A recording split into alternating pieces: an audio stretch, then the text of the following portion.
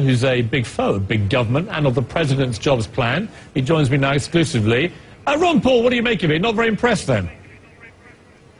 No, not too much. I'm certainly for the tax cuts, you know, the tax credits and the payroll cuts. I think that's fine, but this is more tinkering on the edges. I don't think it'll do a thing for the jobs. I think that capital resources have to be decided by individuals, not politicians and bureaucrats, because that's why we got into the trouble. There was too much of that for so long.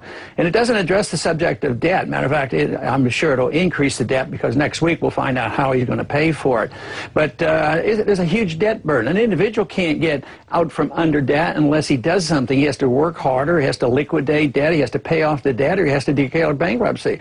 I think our biggest problem is this country doesn't want to admit we're bankrupt, and we have to have a changed way of living. I mean, we can't maintain our empire and the entitlement system as we are, and that's what our problem is. So this kind of stuff, another $400–500 billion, is just more of the same, and I cannot understand how people think, oh, by next summer we're going to have a lot of jobs. I just don't buy that.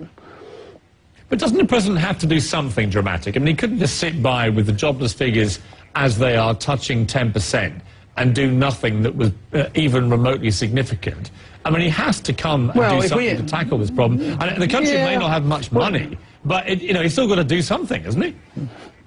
Yeah, well, you know, I think you state the problem we have. I think that most everybody would agree. You're absolutely right. We have to do something. But, you know, in 1921, the depression that came after the inflation for World War I, we did nothing, and it was over in a year. But in the depression, well, we had to do something. Then the attitude was changed, and we accepted Keynesian economics. Everybody had to do something.